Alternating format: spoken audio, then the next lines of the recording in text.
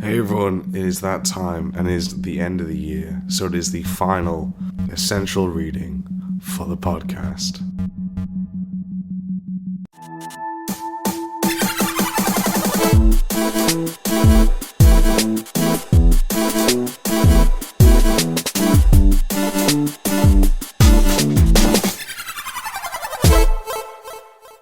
Hey everyone, I hope you're well, playing and or making the games that you all love. You're joining me, your host, Max Pears.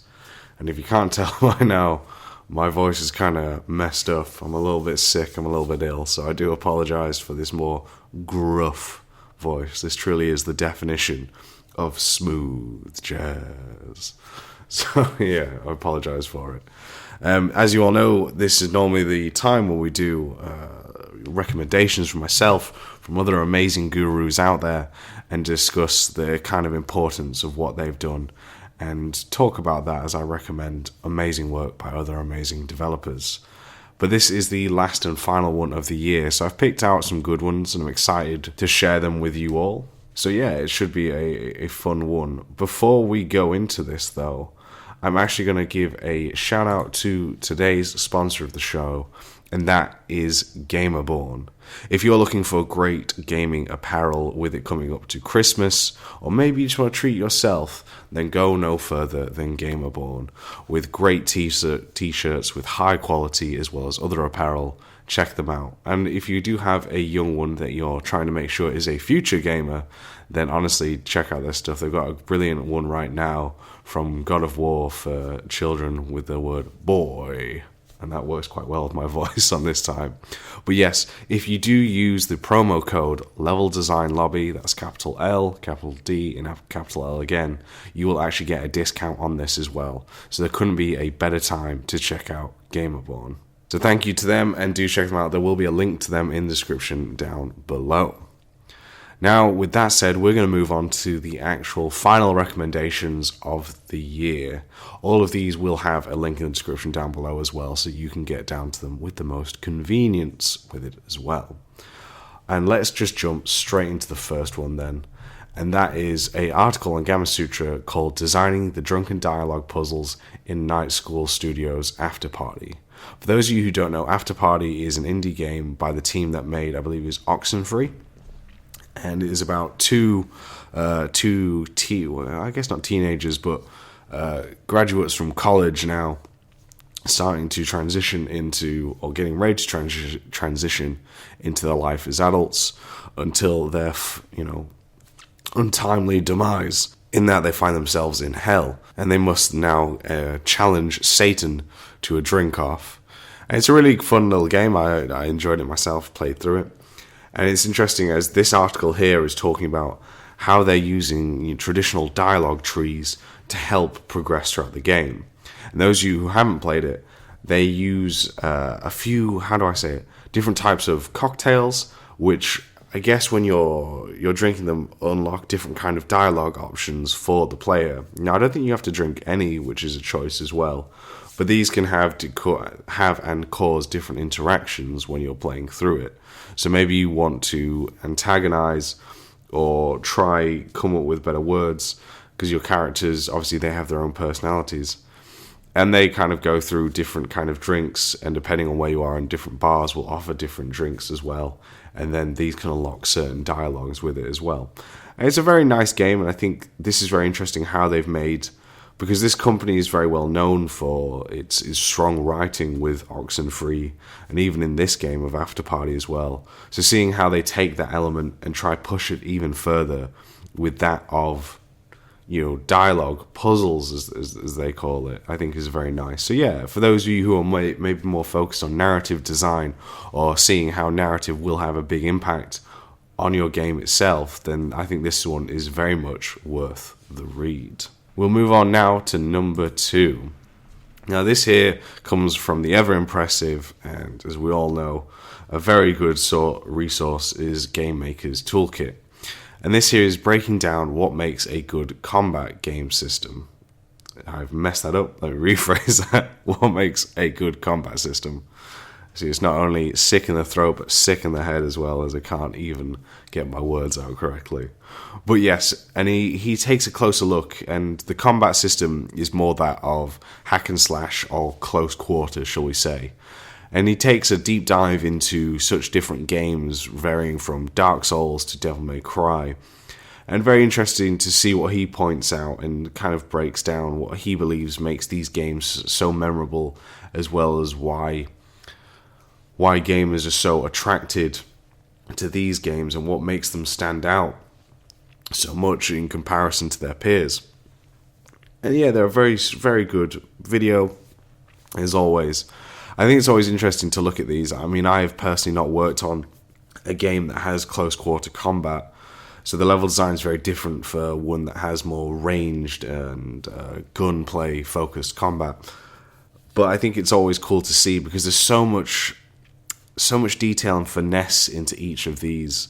Because when you're looking at comparing, say, the more fast-paced, combo-driven Devil May Cry versus something like we mentioned earlier, Dark Souls, which is a lot more methodical and kind of calculated. And I think what's always important is making sure what makes a good fit for your game. That is the most important thing, is that it benefits the overall game itself. And yeah, all of that comes from a good solid foundation, good game design pillars, and I think that's always important. But great to see, because as I said, I've never worked on a game like these, so it's very eye-opening. Love games? Love game design? We do too. So why not help us here at Level Design Lobby spread the word? With Patreon, from as little as $1 per month, you can do just that. And new for 2019, we have more reward tiers and even more awesome perks on offer, such as access to our community Discord, level design weekends, exclusive talks by professional designers, one-on-one sessions, and much more. Sound interesting? Then head on over to patreon.com/level design lobby for more information and to pledge your support today. As always, we'd like to say a massive thank you to all the game gurus who've backed us so far. It's thanks to your generous support that we can continue to grow, pursue new opportunities, and bring you new, awesome, and exciting content. So thank you. And now back to our regularly scheduled program. Now we're going to move on to the third one. And this one is a sit-down interview on, again, Gamasutra, as they talk about narrative design in Remedy's latest game, Control. Really narrative focused on the articles today, I've only just noticed myself, but these are some great ones.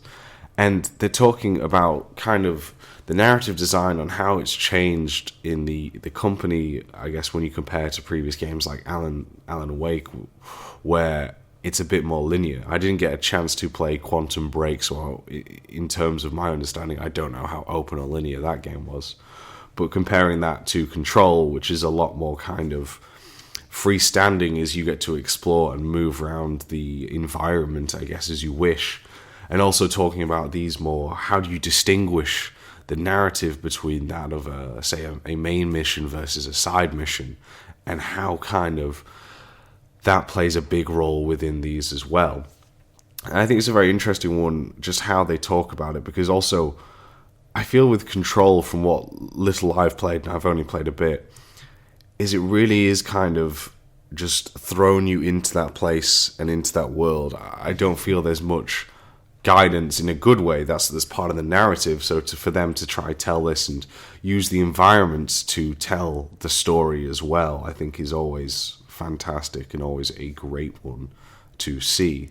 So yeah, I think it's a very good read. And also, for those of you who are maybe interested in narrative design, then they talk about the career of narrative design, how Remedy treats it, and other kind of industries treat this discipline as well. Okay, and the final one is a shameless as ever self-plug. For those of you who haven't been keeping up, I've been doing some more live streams over this last few months, just to, I guess, wrap up now my art gallery level. I've got one more left to do, but I'm excited to get this done. And it's almost finished now, but I do discuss kind of my process, and I think it's been fun to show iterative process to people. As I mentioned in previous episodes, I don't feel it's spoken about very often, or I guess people don't really understand so much how important iteration is to level design and also games in general. And as you can see, my stuff come through. I just got some feedback from my friend Simon Cooper, so I've been addressing his feedback as well. So yeah, there's been some good stuff there, and yeah, I hope you do enjoy that. It's a fun one for me, and I really have been having a good time with it. Actually, one more. I'm so used to doing 4, but I've actually got a 5th one, which to recommend just as we're wrapping up. And that actually comes from the podcast from Santa Monica Studios themselves. And this is the first episode in their mini-series. I don't know how I forgot this one. I do sincerely apologize. It's called God of War Worlds Collide Podcast. And this is on about fitting side quests in anywhere and talking with the lead level designer, narrative designer, as well as, why am I forgetting this? Open world designer, thank you. About how they've kind of, I don't want to say it's their first crack, but it's first crack in the God of War franchise of adding side quests. So talking about how that worked in the overall narrative, how that made an impact in telling the overall story of Kratos and Atreus, and kind of discussing how they've kind of fitted different open world quests in different worlds and their importance within it. It's really good. I've enjoyed listening to it. 15 minutes long and very much worth a listen. So yes, all of these will be in the description down below for checking it out. All of these have been amazing resources, and I cannot strongly recommend enough. A huge thank you again to that of Gamerborn. If you are looking for great clothing apparel, then do head over to their website, link to them in the description below, and as well as if you want discount, then use the code LevelDesignLobby, all one word, capital L, capital D, capital L.